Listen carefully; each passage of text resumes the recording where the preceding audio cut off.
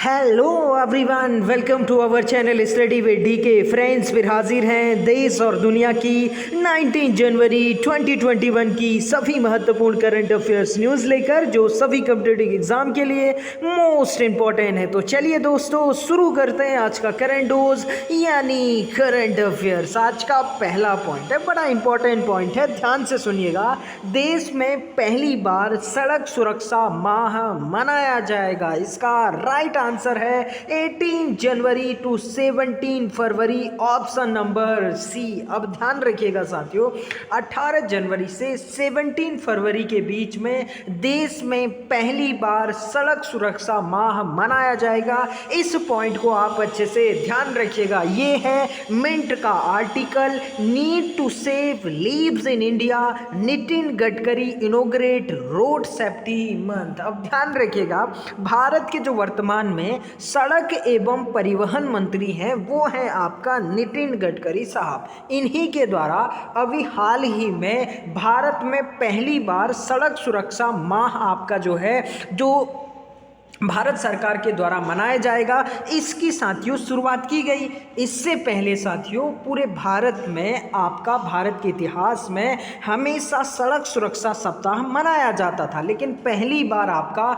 सड़क सुरक्षा माह मनाया जा रहा है और ये मनाया जाएगा आपका 18 जनवरी से लेकर अगले महीने 17 फरवरी तक। इस पॉइंट को आप अच्छे से ध्यान रखिएगा। और इस आपका सड़क सुरक्षा माह का मकसद है, यानी नेशनल रोड सेफ्टी मंथ 2021 का मकसद है कि सड़क दुर्घटनाओं को कम करना और साथ में ही आपका सड़क दुर्घटनाओं के प्रति लोगों को क्या करना, जागरूक करना, अवेयर करना, यही आपका इसका मकसद है। अब जानते हैं साथियों सड़क से संबंधित कुछ इंपॉर्टेंट आपका फैक्ट को, जो एग्जाम के पॉइंट ऑफ व्यू से मोस्ट इंपॉर्टेंट है। सबसे पहले तो ध्यान रखिएगा साथियों, जो प्रधानमंत्री ग्राम सड़क योजना है, कौन सी साथियों, नोट कर लीजिएगा, प्रधानमंत्री ग्राम सड़क योजना। बहुत बार साथियों एग्जाम में पूछा गया है प्रधानमंत्री ग्राम सड़क योजना। इसकी शुरुआत हुई थी 25 दिसंबर 2000 को। कब हुई थी साथियों? 25 दिसंबर 2000 को प्रधानमंत्री ग्राम सड़क योजना की शुरुआत हुई थी। इसका मकसद था जो ग्रामीण इलाके हैं जहां पर अभी तक आपका सड़क नहीं पहुंची है, उन्हें साथियों सड़क से जोड़ना, और साथ में साथियों आपका 12 मासी यानी 12 महीने आपका सड़कों का निर्माण करना, जो 12 महीने क्या कर सकें आपका साथियों, उसको आपका वहां पर गाड़ियां चल सकें। इस पॉइंट को आप अच्छे से ध्यान रखिएगा। और साथियों भारत में जो नेशनल हाईवेज होते हैं यानी राष्ट्रीय राजमार्ग होते हैं, इनके रख रखाव का काम केंद्रीय लोक निर्माण विभाग, जिसे साथियों हम लोग CPWD कहते हैं, यानी सेंट्रल पब्लिक वर्क डिपार्टमेंट, इसी के द्वारा आपका रख रखाव किया जाता है। साथियों नोट कर लीजिएगा, भारत का जो सबसे लंबा नेशनल हाईवे यानी आपका राष्ट्रीय राजमार्ग है, क्या साथियों, सबसे लंबा आपका जो राष्ट्रीय राजमार्ग है भारत का, उसका नाम है NH44। यानी कहने का मतलब साथियों, भारत में जो सबसे लंबा राष्ट्रीय राजमार्ग है वो है आपका NH44। साथियों आप चांस ले सकते हैं NH7 में, लेकिन ध्यान रखिएगा अब NH7 सबसे लंबा राष्ट्रीय राजमार्ग नहीं रहा, बल्कि सबसे लंबा राष्ट्रीय राजमार्ग अब आपका NH44 हो चुका है, जो साथियों श्रीनगर से कन्याकुमारी के बीच है। कहां से साथियों? आपका श्रीनगर से आपका कन्याकुमारी के बीच है। इस पॉइंट को आप अच्छे से ध्यान रखिएगा कि NH44 भारत का सबसे लंबा नेशनल हाईवे यानी राष्ट्रीय राजमार्ग है। अगर बात करें आपका सबसे छोटे नेशनल हाईवे की, राष्ट्रीय मार्ग की, तो ध्यान रखिएगा साथियों ये है NH47A। साथियों केरल का एक आपका झील है जिसे आपका साथियों बेम्बनाथ झील के नाम से जाना जाता है। किस झील के नाम से जाना जाता है साथियों? बेम्बनाथ झील के नाम से जाना जाता है। इसी बेम्बनाथ झील में एक बहुत ही फेमस द्वीप है जिसका नाम है साथियों वेलिंगटन द्वीप। कौन सा साथियों? वेलिंगटन द्वीप। इसी वेलिंगटन द्वीप में 6 किलोमीटर की एक सड़क बनी हुई है जिसका नाम है NH47A।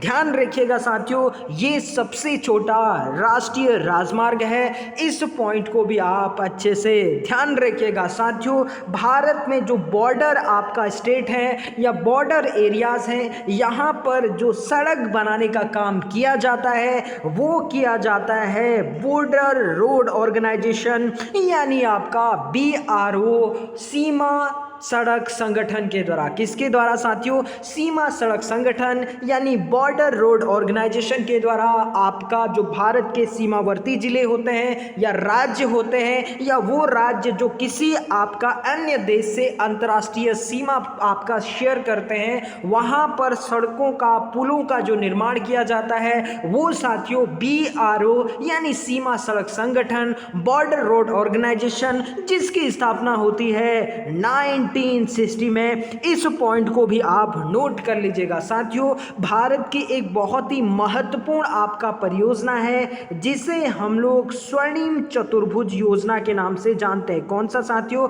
स्वर्णिम चतुर्भुज आपका परियोजना के नाम से जानते हैं। नोट कर लीजिएगा साथियों। इसके साथ आपका जो है ये जो स्वर्णिम चतुर्भुज योजना है, इसका लक्ष्य है रोड के माध्यम से तो भारत के 4 सबसे बड़े महानगर है उनको क्या करना? आपका जोड़ना। जिसमें साथियों पहला स्थान है आपका दिल्ली का। पहला स्थान किसका है? आपका दिल्ली का। दूसरा शहर है, माफ करेगा, पहला आपका शहर है दिल्ली, दूसरा है साथियों आपका मुंबई और तीसरा आपका शहर है साथियों कोलकाता। कौन साथियों? कोलकाता यानी पश्चिम बंगाल। और तीसरा है, चौथा है साथियों आपका चेन्नई। तीसरा कोलकाता और चौथा है आपका चेन्नई। इन 4 शहरों को यानी आपका मुंबई, दिल्ली, चेन्नई और कोलकाता को आपका एक दूसरे से क्या करना है? कनेक्ट करना है स्वर्णिम चतुर्भुज परियोजना के तहत। किससे साथियों? सड़क मार्ग से। इन सारे पॉइंट को आप अच्छे से नोट कर लीजिएगा। बढ़ते हैं अपने नेक्स्ट पॉइंट की ओर। नेक्स्ट पॉइंट भी बड़ा इंपॉर्टेंट है, ध्यान से सुनिएगा। हाल ही में केंद्रीय मंत्री डॉक्टर हर्षवर्धन ने कहाँ सागर अन्वेषिका का जलावतरण किया? इसका राइट आंसर है ऑप्शन नंबर डी, चेन्नई बंदरगाह। ये है आपका बिजनेस वर्ल्ड का article. Sagar Anveshika Harshvardhan dedicates new coastal research vessel to nation. अब ध्यान रखिएगा साथियों, हाल ही में आपका जो भारत के स्वास्थ्य मंत्री हैं, साथ में साथियों विज्ञान और प्रौद्योगिकी यानी साइंस एंड टेक्नोलॉजी मंत्री हैं और साथ में आपका पृथ्वी विज्ञान मंत्री हैं डॉक्टर हर्षवर्धन। इनके द्वारा आपका अभी हाल ही में चेन्नई बंदरगाह पर भारत के सागर अन्वेषिका का जलावतरण किया गया। अब ध्यान रखिएगा साथियों, ये जो सागर आपका अन्वेषिका है, ध्यान रखिएगा, यह एक आपका कोस्टल रिसर्च व्हीकल है। क्या है साथियों?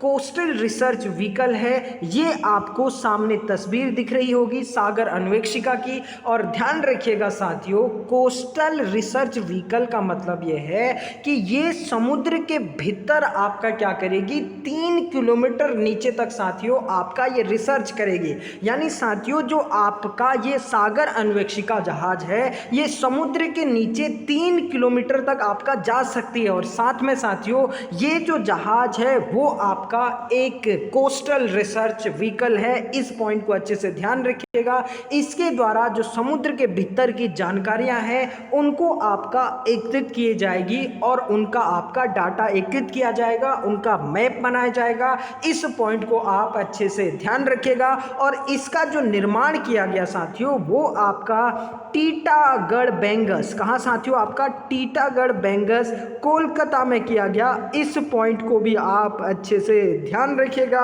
बढ़ते हैं अपने नेक्स्ट पॉइंट की ओर। नेक्स्ट पॉइंट है साथियों बड़ा इंपॉर्टेंट है, ध्यान से सुनिएगा। हाल ही में अमेरिका संसद के एक आयोग ने उइगर एवं अन्य मुस्लिम संप्रदाय के संबंध में एक रिपोर्ट जारी की है।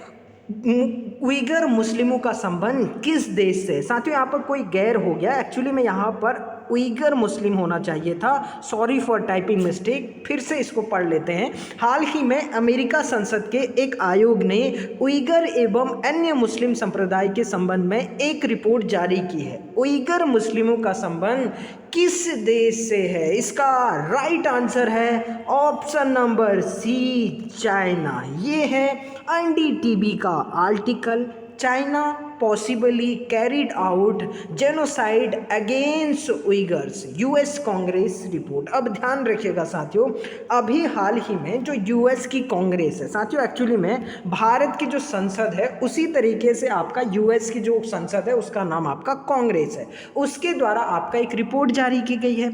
इस रिपोर्ट में ये कहा गया है कि आपका जो चीन में उइगर मुस्लिम है या अन्य मुस्लिम तबके हैं उनके आपका जो है सफाई में आपका चीन लगा हुआ है। कहने का मतलब चीन उन आपका उइगर मुस्लिम और जो अन्य संप्रदाय हैं उनका ये आपका चीन से सफाया करना चाहता है।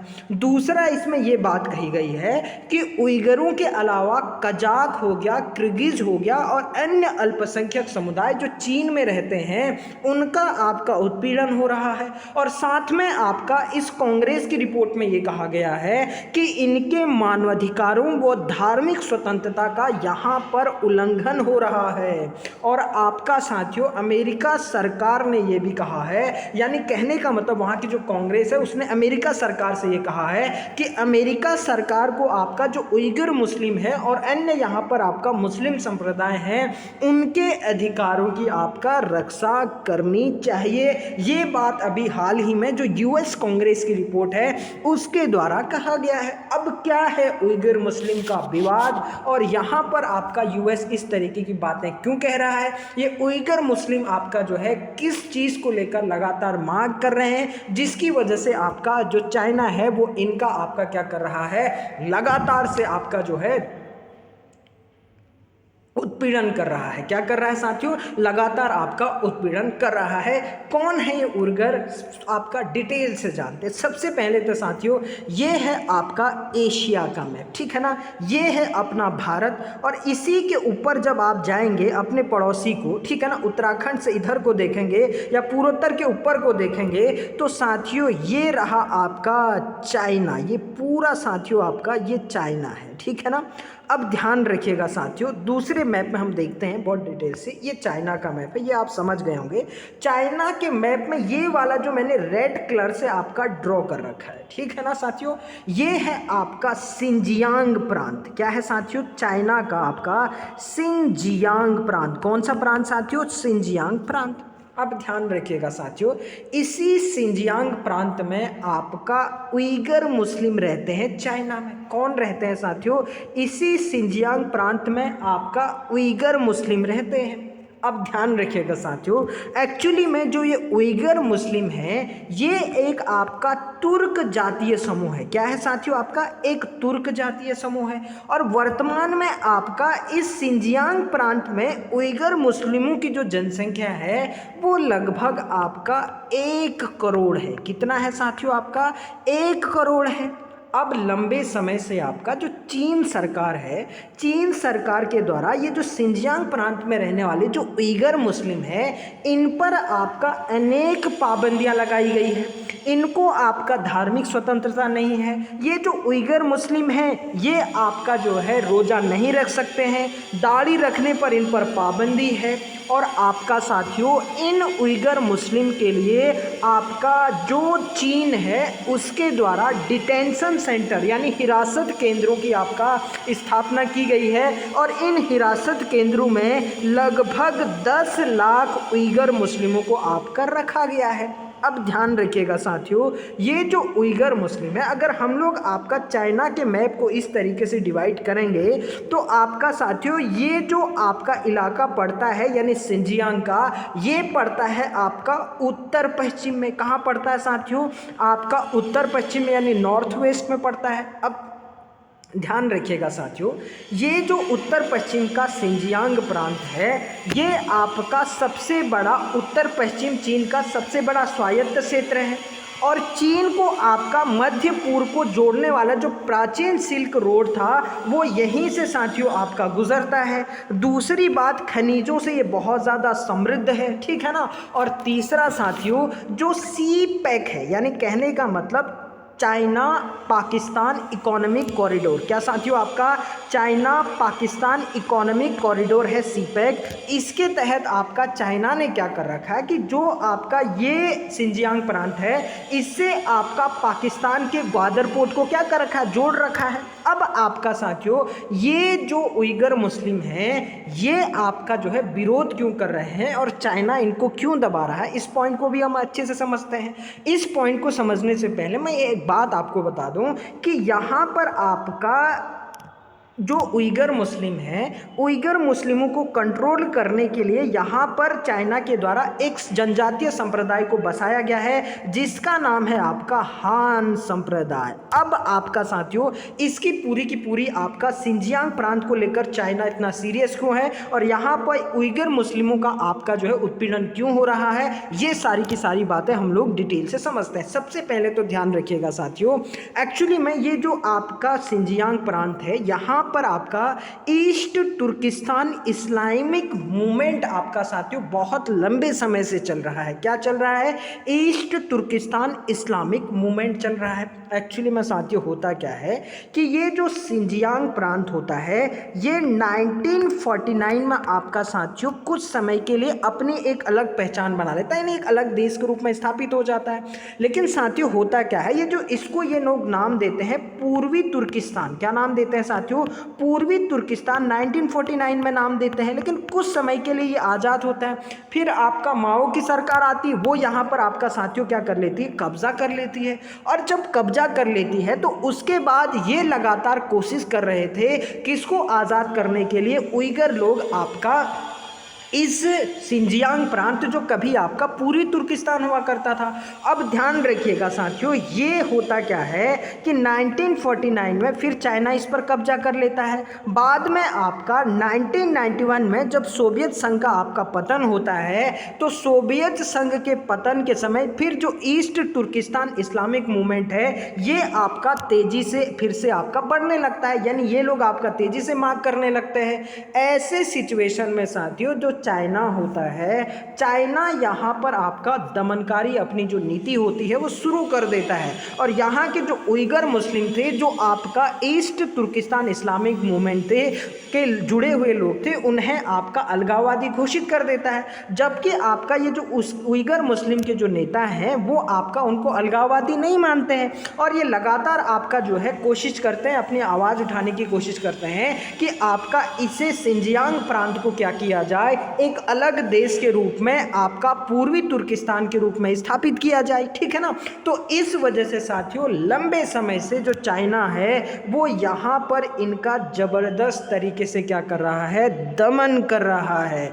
इसीलिए आपका अभी जो अमेरिका संसद है इसके द्वारा आपका एक रिपोर्ट जारी की गई उइगर मुस्लिम और अन्य मुस्लिमों के बीच में, और आपका साथियों जो उइगर मुस्लिम है उनका आपका धार्मिक स्वतंत्रता छीन ली गई है, ये इस रिपोर्ट में कहा गया है। साथ में आपका इनका बहुत ज़बरदस्त तरीके से उत्पीड़न हो रहा है, ये इस रिपोर्ट में कहा गया। और तो और साथियों इन उइगर मुस्लिमों को जो सिंजियांग प्रांत में रहते हैं इनको आपका रोज़ा आपका अदा करने का तो हक है नहीं, ये रोज़ा रख नहीं सकते हैं, और साथ में आपका इनके दाढ़ी रखने पर भी यहाँ पर चाइना के द्वारा प्रतिबंध लगा रखा है, ये लंबे समय से है। और चाइना आपका यहाँ पर पूर्ण तरीके से जो ईस्ट तुर्किस्तान इस्लामिक मूवमेंट है इसको आपका दबाने के लिए लंबे समय से लगा हुआ है, लेकिन कभी ना कभी आपका इसकी आवाज़ें उठती रहती हैं। तो इसी के संबंध में अभी आपका रिपोर्ट जारी की गई है और ये कहा गया है कि अमेरिका सरकार को आपका इनके अधिकारों की आपका रक्षा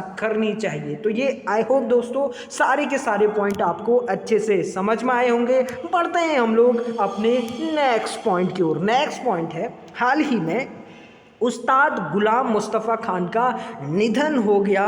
यह किस क्षेत्र से संबंधित थे? इसका राइट आंसर है ऑप्शन नंबर डी, गायक। ये है आपका हिंदुस्तान टाइम्स का article, Ustad Ghulam Mustafa Khan dies, AR Rahman, Lata Mangeshkar पे ट्रिब्यूट्स। अब ध्यान रखिएगा साथियों, ये जो आपका उस्ताद गुलाम मुस्तफ़ा खां जी थे, इन्होंने आपका साथियों जो लता मंगेशकर हैं, साथ में AR रहमान है और साथ में साथियों सोनू निगम है, इनको कभी आपका गाइड किया था, यानी ये इनके कभी गुरु रहे थे। अभी हाल ही में आपका इनका निधन हो चुका है, ये देख सकते हैं आप तस्वीर में, यही है आपका उस्ताद जो गुलाम मुस्तफ़ा खां। और ध्यान रखिएगा साथियों 2018 में, कब साथियों 2018 में इन्हें आपका भारत के दूसरे सर्वोच्च नागरिक सम्मान पद्म विभूषण से क्या किया गया था साथियों, सम्मानित किया गया था। इस पॉइंट को आप अच्छे से नोट कर लीजिएगा, किससे साथियों, पद्म विभूषण से,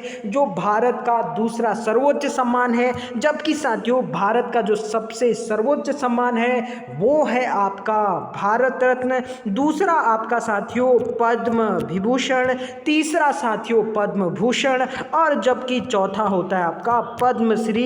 इस पॉइंट को आप अच्छे से ध्यान रखिएगा। और साथियों ये जो उस्ताद गुलाम मुस्तफ़ा खां हैं, इन्हें आपका जूनियर तानसेन भी कहा जाता था। क्या कहा जाता था साथियों, जूनियर तानसेन भी कहा जाता था। इस पॉइंट को भी आप अच्छे से नोट कर लीजिएगा। बढ़ते हैं अपने नेक्स्ट पॉइंट की ओर। नेक्स्ट पॉइंट है, हाल ही में PM मोदी ने 1000 करोड़ रुपए के साथ स्टार्टअप सीड फंड स्थापित करने की घोषणा की है। स्टार्टअप इंडिया योजना कब शुरू हुई थी? इसका राइट आंसर है ऑप्शन नंबर ए, 16 जनवरी 2016 को जो स्टार्टअप योजना है, स्टार्टअप इंडिया योजना है, इसकी आपका शुरुआत हुई थी। इस पॉइंट को आप अच्छे से ध्यान रखिएगा। और अभी हाल ही में जो स्टार्टअप इंडिया योजना है, इसको साथियों आपका 5 साल क्या हुए हैं, पूरे हुए हैं। इस पॉइंट को भी आप अच्छे से ध्यान रखिएगा साथियों, ये बहुत ही आपका इंपॉर्टेंट पॉइंट है और ये आपका जो है एग्जाम में बहुत बार आपका जो है पूछा गया है। इस पॉइंट को आप अच्छे से नोट कर लीजिएगा। अगर बात करें आपका स्टार्टअप इंडिया की, तो ध्यान रखिएगा साथियों, इस स्टार्टअप इंडिया का मकसद था कि भारत में जो एंटरप्रेन्योरशिप है, जो साथियों आपका उद्योग आपका जो है लगाना चाहते हैं या आपका लघु उद्योग स्थापित करना चाहते हैं, ऐसे लोगों को सरकार के द्वारा कम से कम ब्याज दर पर आपका लोन प्रदान किया जाएगा, जिससे वो अपने आजीविका को क्या कर सकें, बेहतर कर सकें। तो इसी के लिए 16 जनवरी 2016 को आपका भारत सरकार के द्वारा इस योजना को क्या किया गया, शुरू किया गया। इस पॉइंट को आप अच्छे से ध्यान रखिएगा। और साथियों आपका ये जो स्टार्टअप योजना है, इसी के तहत प्रधानमंत्री मोदी जी ने अभी हाल ही में आपका 1000 करोड़ रुपए के आपका स्टार्टअप सीड फंड आपका स्थापित करने की घोषणा कर रखी है। अगर बात करें अन्य योजना की, तो साथियों नोट कर लीजिएगा, भारत में जो प्रमुख योजना है उनको हम लोग थोड़ा रिवीजन कर लेते हैं। सबसे पहले तो ध्यान रखिएगा साथियों, मेक इन इंडिया। कौन सी योजना साथियों, मेक इन इंडिया। इस योजना को जो शुरू किया गया वो शुरू किया गया 25 सितंबर 2014 को। कब किया गया साथियों, 25 दिसंबर 2014 को। और दूसरी योजना है साथियों जन धन योजना। कौन सी योजना साथियों, जन धन योजना, जिसके थ्रू आपका अकाउंट्स खोले गए थे और ये सबसे बड़ी आपका विश्व की योजना थी जिसमें इतने सारे अकाउंट खोले गए थे। ये शुरू हुआ साथियों 28 अगस्त 2014 को। कब हुआ साथियों, 28 अगस्त 2014 को ये स्टार्ट हुआ था। और साथियों एक बहुत ही इंपॉर्टेंट योजना है स्वच्छ भारत मिशन। कौन सा साथियों, स्वच्छ भारत मिशन। ये जो स्वच्छ भारत मिशन है ये शुरू किया गया साथियों 2 अक्टूबर 2014 को। कब साथियों, 2 अक्टूबर 2014 को इसको शुरू किया गया था। और ध्यान रखिएगा साथियों सॉरी माफ करिएगा, ध्यान रखिएगा साथियों 2019 में 2 अक्टूबर को। कब साथियों, 2 अक्टूबर 2019 को इसको 5 वर्ष पूरे हो गए थे। और इसी दिन भारत के प्रधानमंत्री नरेंद्र मोदी द्वारा भारत को आपका जो है क्या कर दिया गया, शौचालय मुक्त घोषित कर दिया गया। तो ध्यान रखिएगा साथियों, प्रैक्टिकली में कुछ भी है लेकिन एग्जाम के पॉइंट ऑफ व्यू से इंपॉर्टेंट है कि आपका भारत कंप्लीटली जो शौच मुक्त है वो कब हुआ। इसका राइट आंसर है 2 अक्टूबर 2014 को एक बहुत ही महत्वपूर्ण योजना है साथियों, बेटी बचाओ बेटी पढ़ाओ। कौन सी योजना? बेटी बचाओ बेटी पढ़ाओ। ये योजना साथियों जो शुरू की गई थी भारत सरकार के द्वारा, नोट कर लीजिएगा, ये शुरू की गई थी 22 जनवरी 2015 को। कब की गई थी साथियों? 2015 को। और अभी जो हम लोग स्टार्टअप इंडिया पढ़ रहे थे, यो योजना शुरू हुई थी 16 जनवरी 2016 को। तो साथियों इन सारे पॉइंट को नोट कर लीजिएगा, एग्जाम में ये ऑलरेडी आए हुए हैं और इनकी पूरी की पूरी संभावना होती है एग्जाम में फिर से पूछने की। तो साथियों नोट कर लीजिएगा। बढ़ते हैं अपने नेक्स्ट पॉइंट की ओर। नेक्स्ट पॉइंट भी बड़ा इंपॉर्टेंट है, ध्यान से सुनिएगा। हाल ही में जारी अंतर्राष्ट्रीय प्रवासी रिपोर्ट 2020 के अनुसार किस देश में भारतीय प्रवासियों की संख्या सर्वाधिक है? इसका राइट आंसर है ऑप्शन नंबर सी, संयुक्त अरब अमीरात, यानी यूनाइटेड अरब अमीरात, यूएई। ये है आपका ऑनलाइन इंडियन न्यूज का article. India has largest diaspora population in the world, UN. अब ध्यान रखिएगा साथियों, अभी हाल ही में जो संयुक्त राष्ट्र संघ है, जिसे यूनाइटेड नेशन ऑर्गेनाइजेशन हम लोग बोलते हैं, इसके एक रिपोर्ट के अनुसार इसने वर्ल्ड माइग्रेशन रिपोर्ट 2020 जारी की है। इस रिपोर्ट के अनुसार सबसे बड़ा जो प्रवासी समूह है दुनिया में, वो आपका साथियों भारत देश है। लगभग 1.8 करोड़ लोग आपका जो है भारत के क्या रहते हैं, भारत से बाहर आपका रहते हैं। इस पॉइंट को आप अच्छे से ध्यान रखिएगा साथियों। आपका माइग्रेट का मतलब या प्रवासी का मतलब ये होता है कि जब रोजगार के लिए या शिक्षा के लिए या आपका अन्य कार्य के लिए, अपने बिजनेस के लिए आपका हमारे देश के लोग किसी अन्य देश में जाते हैं, यानी सऊदी अरबिया जाते हैं या अमेरिका जाते हैं या ब्रिटेन जाते हैं या ऑस्ट्रेलिया जाते हैं, तो ऐसे लोगों को क्या कहा जाता है? प्रवासी कहा जाता है। और दुनिया में जो सबसे ज़्यादा आपका रोजगार के लिए, शिक्षा के लिए, व्यापार के लिए आपका प्रवास करते हैं, वो साथियों आपका भारतीय लोग करते हैं और उनकी संख्या है आपका 1.8 करोड़। कितना है साथियों? 1.8 करोड़। इस पॉइंट को भी आप अच्छे से ध्यान रखिएगा। जबकि दूसरा स्थान है साथियों मैक्सिको का। किसका है साथियों? मैक्सिको का आपका जो है दूसरा स्थान है। और जबकि आपका तीसरा स्थान है साथियों रसिया का। किसका साथियों? आपका रूस का आपका तीसरा स्थान है। इस पॉइंट को भी आप अच्छे से ध्यान रखिएगा। जबकि साथियों पूरे विश्व में प्रवासियों का जो सबसे पसंदीदा देश है वो है आपका यूएसए। कौन है साथियों? यूएसए। और ध्यान रखिएगा साथियों, सबसे ज़्यादा जो भारतीय लोग जाते हैं, यानी कहने का मतलब प्रवास करते हैं, प्रवासी के रूप में किसी अन्य देश में जाते हैं, तो सबसे ज़्यादा संख्या है आपका यूएई, संयुक्त अरब अमीरात की। और दूसरा स्थान है साथियों यूएसए। दूसरा कहाँ जाता है साथियों? भारतीय यूएसए में जाते हैं। और जबकि तीसरा है साथियों सऊदी अरबिया। कहाँ जाते हैं साथियों? सऊदी अरब में आपका जो है भारतीय तीसरे नंबर पर जाते हैं। इस पॉइंट को भी आप अच्छे से ध्यान रखिएगा। अब साथियों अभी हाल ही में प्रवासी भारतीय दिवस मनाया गया था। ये कब मनाया जाता है? ये मनाया जाता है साथियों 9 जनवरी को। कब मनाया जाता है साथियों? 9 जनवरी को आपका प्रवासी भारतीय दिवस मनाया जाता है, क्योंकि 9 जनवरी 1915 को महात्मा गांधी जी साउथ अफ्रीका से आपका भारत आए थे।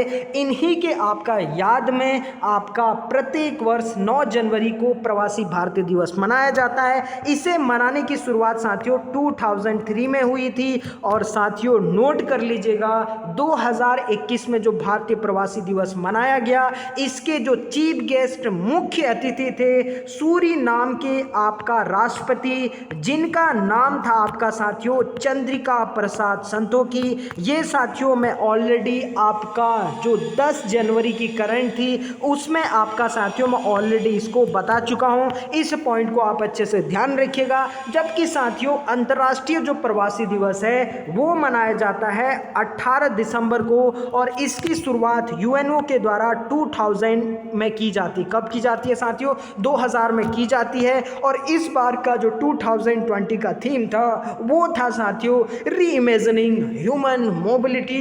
ये सारे पॉइंट आप अच्छे से ध्यान रखिएगा। अगर बात करें संयुक्त राष्ट्र संघ यानी आपका यूनाइटेड नेशन ऑर्गेनाइजेशन की, तो ध्यान रखिएगा साथियों 24 अक्टूबर 1945 को इसकी स्थापना होती है। और आपका साथियों इसका जो हेडक्वार्टर है वर्तमान में यानी मुख्यालय है वो है आपका न्यूयॉर्क यूएसए में। कहाँ है साथियों? न्यूयॉर्क यूएसए में है। ध्यान रखिएगा साथियों वर्तमान में यूएन की जो सदस्य संख्या है वो है आपका 193 और इसमें शामिल होने वाला 193 जो कंट्री था वो था साथियों साउथ सूडान यानी आपका दक्षिणी सूडान। इस पॉइंट को भी आप अच्छे से नोट कर लीजिएगा।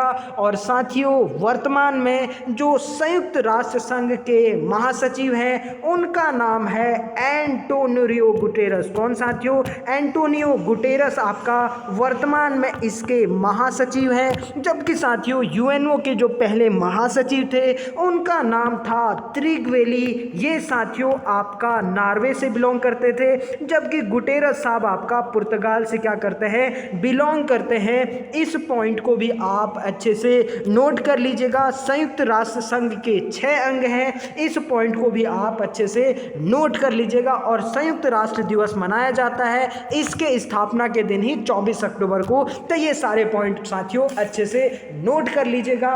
बढ़ते हैं अपने नेक्स्ट पॉइंट की ओर। नेक्स्ट पॉइंट है हाल ही में 51वां भारतीय अंतर्राष्ट्रीय फिल्म महोत्सव कहाँ शुरू हुआ है? इसका राइट आंसर है ऑप्शन नंबर बी गोवा। ध्यान रखिएगा साथियों ये जो आपका 51वां भारतीय अंतर्राष्ट्रीय फिल्म महोत्सव है ये 16 जनवरी से 24 जनवरी के बीच में गोवा में सेलिब्रेट किया जा रहा है, मनाया जा रहा है। ये है आपका बिजनेस वर्ल्ड का article 51 international film festival of India in Goa from January 16 to open with winter works another round. अब ध्यान रखिएगा साथियों ये जो आपका 51वां भारतीय अंतर्राष्ट्रीय फिल्म महोत्सव है इसमें आपका साथियों जो फोकस कंट्री, याद कर लीजिएगा साथियों, फोकस कंट्री आपका जो है इस बार चुना गया है वो चुना गया है आपका हमारा पड़ोसी देश